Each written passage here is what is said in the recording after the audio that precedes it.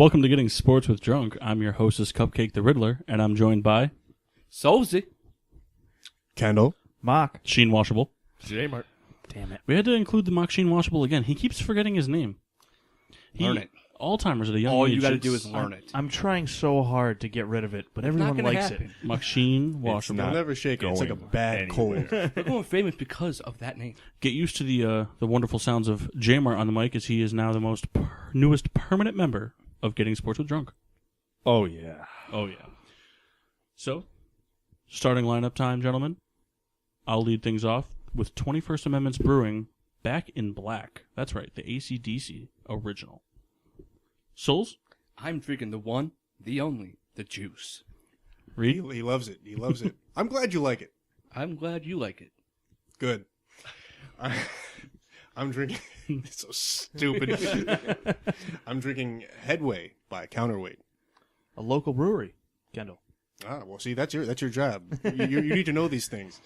I have Two Brothers Pinball Juicy Hop Pale Ale. Probably the best beer of all time. Aside from the juice. I'm drinking Abandoned Buildings Brewery's A for Effort IPA. But B, it for basic. And before we crack, a toast to excellence. Today's toast is to... The one, the only, LeVar Ball. Beautiful sound. Finally happened. Got beer all over myself. Big baller, big baller. There's few sounds better than LeVar Ball's voice, and one of them is the sound of a freshly cracked brew. Or the sound of my soothing voice. So, as per no, not at all. As per last show, Machine Washable lost the shot trivia. I did. So today he has a trivial fact of his own for us to share. But before, he must do his punishment, the disgusting shot. Mock, you are now allowed to sniff the shot. All right, here we go. This is going to be Get interesting. a good whiff. Oh, Oh, no. it does not smell good. All right, time to slew it back. Do you want to take any guesses as to what it is? I know there's scotch in here, Sort of. but I don't know what else is in there. Slew it back. We want to watch your face. All right, this is Here we go. See, we need a video of this. Oh, Look at man. that. Well, you know what? Healthy gulp. Healthy gulp. It actually wasn't as bad as I anticipated. Satisfactory. Perfect. Ah, that's Any no guesses fun. as to what it is now that you've drank it? That's right. Dishwasher fluid. Well, we've got Casamigos White Tequila and Jameson. Ah, Oh! So, Jeff, you named the drink last show. Do you have something for this? I kind of liked where you were going with. Oh, dishwasher fluid? Yeah, I mean, we could do wiper fluid. You know, Well, I think you got to kind of Wipe play it on. off You got to your play on the face ethnicities of after. what it is here. So you got to do some sort of like See, it was good. The border hopping Irishman. border hopping Irishman. There you go. That's the I name of this too drink. had something like like that it. in my head. I like it. Good for you, Souls. Good for you. on to my question. All Bring right. it. I don't know how much you guys watched of the NFL's top 100 players, but I selected one player from my preferred team, the New York Giants, Janoris Jenkins. He was in the top 100. What number was he? Ooh, this is tough. This is a big field to work with here. I'm gonna go ahead and I'm gonna say 63. Jeffrey? Let me go with 72. That way, either win or lose. It's gonna be really interesting watching Mock do math in his head during this. I'm going to go on the higher end. Let's go 81. Well, Jeff took my answer. Oh. And I'm going to go with 51. That makes The sense. correct answer is 54. Wow. So Kendall Reed. lost. I've waited for this moment for a long time. Next show you can watch You're or wel- you're you can welcome. hear Kendall Reed Kyle, you're welcome. take a Thank you, disgusting Jeff. shot. Maybe we could film it. Maybe we could put it up. Who knows? He might have some mountain medicine in his if he's lucky. I hope so. I hope so. All right, today's show. Recap time from the Kyle Soul's favorite name, Draftapalooza weekend. Draftapalooza. This past weekend, we had the NBA draft. Both rounds take place on Thursday night, following the NHL draft take place on Friday and Saturday. So we got to watch many teams mold and ruin their futures. Yeah. So we'll lead things off with the ever-so-favorite NBA draft. Arguably the biggest joke in all of professional sports drafts. Kyle, why are you rolling your eyes? I disagree. Why? Everybody knows if you're not a top 10 pick, who cares at that point? You got some steals. Yeah, 5 years from now. No one cares now. We have to wait and see. Sure. Like Dario Sarge? Yeah. Exactly. They drafted him. They played overseas for a couple years. Came over. Well, despite Hey, what just saying. Solzy says, Just saying. our NBA insiders, Jamar and Solzy, will take us on a rundown of the recap of the NBA draft. So, we'll start off with... real quick, not to interrupt you. Every burp tastes terrible because of that shot. That's the point. Yeah, it's pretty bad. I hope you get heartburn. I hope the listeners can really taste, feel the way he feels. Oh, that's the plan. So, we'll lead things off with team winners and losers. Jamar, would you like to take us through with some winners? For sure. Biggest winner, LeVar Ball. But all jokes aside, the Sixers won. They got their guy. The Lakers obviously got their guy. They Input win. on the whole LA Lakers thing. They ended up getting 3 draft picks out of it, and one of them being Josh Hart. He was named All-Player in NCAA as a junior, and ended up being a Laker who was very good at shooting. He could defend. He's going to help that team rebuild very nicely. Back to the winners. We have the Celtics, too, because, I mean, they traded down, but they still got the guy they claimed they would have picked first. Am I right, Kyle? Yeah, they were going to pick Tatum no matter what. So definitely a win for them. You know, the Suns got Jackson. The Kings, I think, were a pretty big winner, I'd say. Yeah. They took a big chance on Harry Giles out of Duke, but one of those high-risk players. Yeah. Injured throughout college, had 2 ACL tears, but if he turns out to be what he was supposed to be, then Kings won. Can't go wrong with Fox either. We have the Timberwolves as a winner. Definitely. Big night for them. I just have a quick question. Because the Celtics and the 76ers made the trade to swap picks. Yeah. But if the Celtics were not planning on taking Fultz, did the Sixers make a bad trade? No, because the Lakers would have taken Fultz too. You think so? Yeah, they already said it. Magic Johnson loved him, and it was just a whole fiasco. Fultz was almost no risk, all reward. And no matter what the Lonzo Ball era and LeVar Ball era provides, Mark Fultz is a better fit for almost any team than Lonzo Ball would have been. Fair enough. Fair enough. Winners? Yeah, I mean, we'll come back to the Timberwolves because we got a lot to talk about there. But the Mavericks, Dennis Smith fell. Hornets, Malik Monk fell. They got the best shooter in the draft. Warriors got a steal, really. They definitely got money and a pick. The Warriors got a guy that could potentially be their starting center, in Jordan Bell. Very high energy defensive player, which they need at the center Great position. athlete. And I get they gave up $3.5 million in order to trade with the Bulls, but I just feel like that fit for that team is just too perfect to not reward. Absolutely. And, before we go back to the Timberwolves, the Raptors. OG, I don't know how to say it. Yeah, Anunoby. Sorry, OG. He, from Indiana, he fell because he got injured halfway through the year. And just the fact that he was supposed to go in the top 15, and people were scared of his knee injury. But he's a proven defender. He's a proven offensive player. He's going to be a good fit for that Raptors team years to come. Yeah. So back to the Timberwolves then. I mean, obviously we know they traded for Jimmy Butler. Yeah. Definitely something to keep an eye out. The Bulls kind of got their guys too. They can rebuild around Levine, Dunn, and the picks. Lauri McCartney is a good fit for Chicago, and the fact that he's able to stretch the floor, which is what the NBA likes to do nowadays. So he could be the big stretch four. And just Chicago Bulls are trying to go in a different direction to where they want to shoot the ball instead of driving and shooting. All right. Let's move to the other side of the factor. Losers from the NBA draft. There's always losers. All right. Biggest loser, what do you think, Kyle? Magic? Magic is definitely up there. They traded the 25th pick to the Sixers, but they didn't get anything for it. They got a 2020 pick, with the Thunder could be very easily 23, 24 in the draft, which you don't get much out of. Mm-hmm. So I believe that when Magic took a big risk in Jonathan Isaac, who's a very skinny, non-reliable player at Florida State. Yeah, it is a high-risk pick. Also, we have the Blazers down. Blazers ended up trading with the King for the 10th pick to get Zach Collins, who was never a starter in both college or high school. But his numbers have proved to be good and where he is. I just feel like Portland really doesn't have a lot of money or cap space, so they had to take that high of a risk.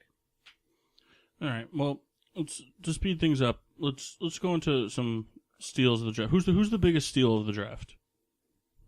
I think we both agreed, right? It's OG guy we can't pronounce the name. OG Anupier from Toronto. Souls is pretty much determined that that's how we're going to pronounce his name. I mean, until 2K18 comes out, we don't know. But yeah. Also, Giles went low. Malik Monk he dropped. Jordan Bell, Warriors got Malik Monk is probably one of the biggest steals, in my opinion, because Charlotte needed a shooter and they got him. All right, real quick before we wrap this up, who do you guys have Rookie of the Year candidate? Way too early prediction. My pick would be Ben Simmons. Cop out. Yeah. I mean, honestly, I think if someone's going to do it, it's going to be Josh Jackson. He has the biggest role coming in as a rookie. He's going to be asked to take on more of a task than most of the other guys, and we'll see how he does. All right, fair enough. NBA draft recapped. We'll now have, before the NHL draft, a quick discussion of the NHL expansion draft. As many of you know, the Las Vegas Knights, Golden Knights, I should say, are the newest addition to the NHL. They are a member of the Pacific Division in a heated rivalry already with the Kings and the Ducks and the Sharks. It'll be interesting to see what happens. But in the expansion draft, every team was forced to give up at least give up a player, and the Knights made sure they took advantage. They focused very heavily on defensemen, promising to have both veteran and youth players that can produce. And the first faces of the franchise are going to be no bums by any means. Star goalie Marc-Andre Fleury and promising winger James Neal, who recently coming off the Stanley Cup appearance. Both of these players, they're hungry and they're ready to prove their worth to Las Vegas. A good side note to keep in mind too: the Knights with trades during the expansion draft were able to acquire 10 additional draft picks, which obviously that seems like a lot for a team that's just starting. It's really not, but 10 picks goes a long way, especially in an 8-round draft or 7-round draft, and really building your future. So we'll take a quick recap of the best picks and the missed opportunities for them. Maxine Washable, best picks of the expansion draft. You already touched upon it. I mean, James Neal from the Predators, he just came off a 30-goal season and a Stanley Cup appearance. So, I mean, that's like a no doubt, your build-around guy to start building around. Marc-Andre Fleury was a starting goalie with the Penguins. He's a 3-time Stanley Cup champion. Solid, Back first to back. goalie. Yeah, back to back. Jonathan You got this. Marchessault. Sure, we'll go with that. Can you use it in a sentence? Not even close. Forward from Florida. He's a high ceiling, high motor guy. Nate Schmidt from Washington, young, high ceiling defenseman. Trevor Van Ramsdijk. Close enough. How else would you say it? Reamsdyke. Close. A defenseman from the Blackhawks. He's a Stanley Cup champion, and he was mentored by other top defensemen. And Pierre Bellemare, a forward from Philly, is a point-hungry forward that'll be out there looking to score goals and assists. No, no expansion team is set for destiny right off the bat. I mean, the previous expansion drafts in the past have shown poor performances in their first year. I mean, none of these players have chemistry together, especially when you consider that it's one player from 30 individual teams. Most of these players have never played together before. Maybe some in college or juniors, but minimalist experience together. Some missed opportunities. Sammy Vatanen, the defenseman from the Anaheim Ducks. I mean, he's a puck mover. He's a power play specialist. Guy's got a high motor. There was a lot of picks not made because teams promised draft picks in return for not picking players that they couldn't protect. But sometimes you have to wonder, are the picks worth it when you can get a guy that's young and hungry, such as Vatanen. Another one's Matt Dumba from the Minnesota. He's the star defender to be in this league. I mean, in a league right now that's ran by Subban and Weber and Burns and Keith, this guy's the face of future defensemen in the NHL. Marcus Kruger from the Blackhawks. We said Reamsdyke was drafted, but Kruger would have been a better fit for that team, I feel. A little more proven, Stanley Cup champion as well. Face-off specialist, penalty kill extraordinaire. the only person on the current Blackhawks roster that's better than him at penalty kills is Jonathan Toews. So that's something to keep in mind with all the stars on that team. Brock Nelson and Peter Mrazek, 2 other picks they could have made. Nelson, the forward from the Islanders, he's had 20-plus goals in every season that he's played, and he's only 25. I mean, that's a ceiling worth reaching when you consider that, players that have done that have gone on to great things. And Mrazek, he's a young, high-ceiling goaltender. He didn't play well this past season, and his opposing teammate played out of his mind, which forced him to be the backup netminder, but there's potential there, a lot of potential. So with that being said, it moves us to the NHL draft. A lot of teams lost pieces, had to draft a little different than they normally would. Now, can I interrupt a second? Now, this is the first time this has happened since... I think 2002. That's when they did... Last expansion, I believe. I don't remember the year right off the top of my head, but I think it was around... It was the early 2000s was the last expansion draft, but yeah, like I said, it forces teams to draft different. You look at players, days before your NHL draft, a player that you thought might not have gone is gone. So, I mean, with that being said, I mean, Paul, you are the most experienced NHL fan. So, I mean, I know you took a great interest in this, and you kind of did the same thing that,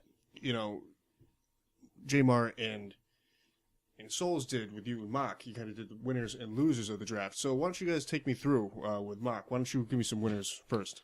The first winner, we already talked about him, is the new team, the Vegas Golden Knights.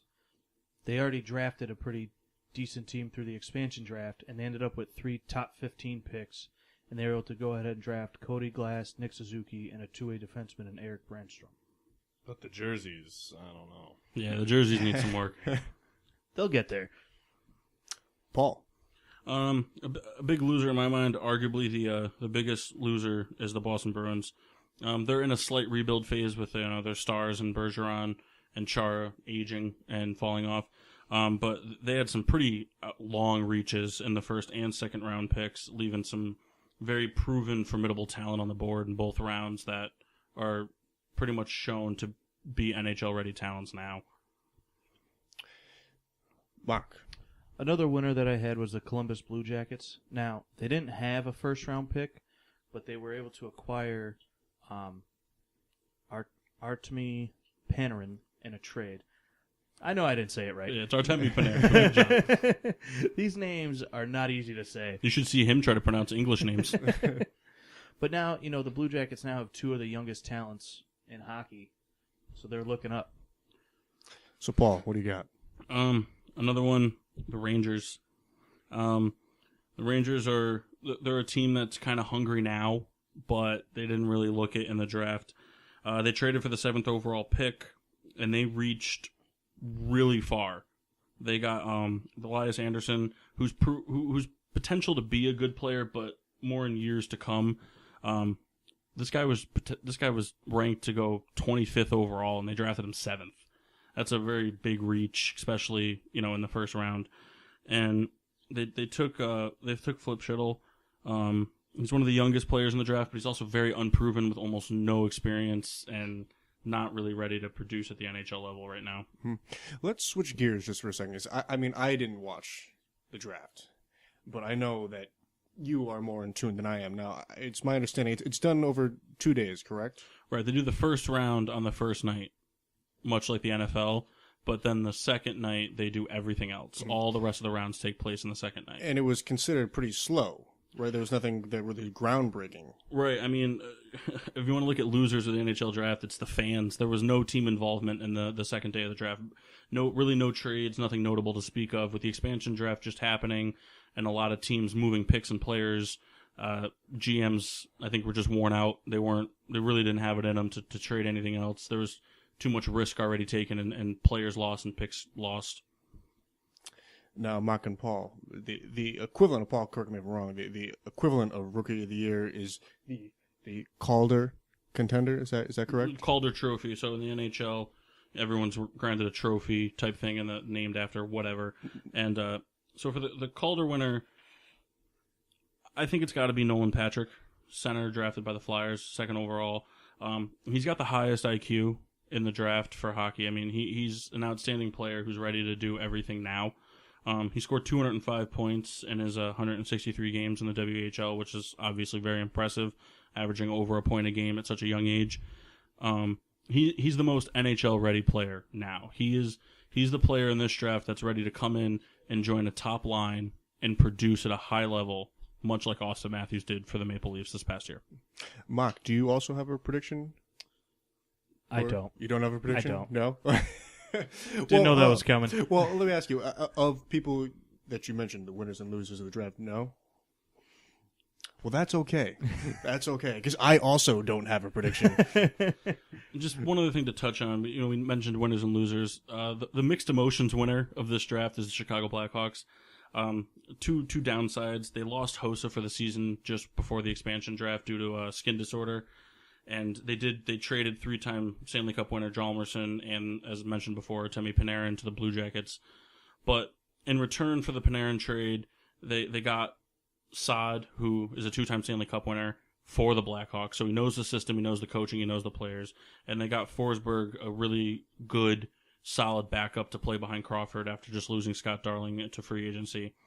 Not to mention, they also had a pretty solid draft pick. The top 2 picks were very quality NHL-ready defensemen, and they also got a late-round lights-out sniper. So it'll be interesting to watch what happens for that team, losing some very serious offensive talent and gaining what looks to be some defensive talent. Well, it's crazy. I could only imagine if, like the NFL, for instance, did an expansion draft, and then imagine trying to rebuild a team around certain players. Well, that's just it. The NHL, you're limited to what you can protect. I think you could protect a goalie, 9 forwards, and 4 defensemen. I think that was it. So everybody else is up for grabs. You have to decide as a franchise, in a short window, who's your most, And a lot of teams try to do the Steve franchise rule type thing where they try to, put players that aren't performing up to standards with higher contracts on that free market, hoping, a high level contract is going to get taken off their hands. And that'd be interesting, and we could talk about this, and perhaps it'll be a show later on, if we can put together let's say if the NFL did an expansion draft and we pick some elite players that were to leave, what teams would hurt the most? Like if Tom Brady were to be swept up by the Portland Sea Dogs, and the Patriots would be just fine. You think so? They'd be just fine. Well, we'll have to talk about it. It depends if Belichick's there or not. Exactly. The Sea Dogs are a baseball team. I'm aware. I just kind of I ran with it. Well, before we wrap up and close out the show, do a quick beer review. Yeah. Gentlemen, starting with J-Mart, what did you think of your beer, your A for effort? A for effort, A for taste.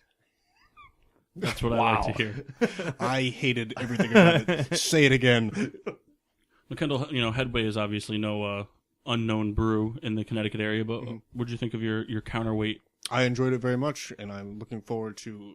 I only got about halfway through it, so I'm going to look forward to really getting to the drunk portion of the show after this. Fantastic. Mock, the pinball?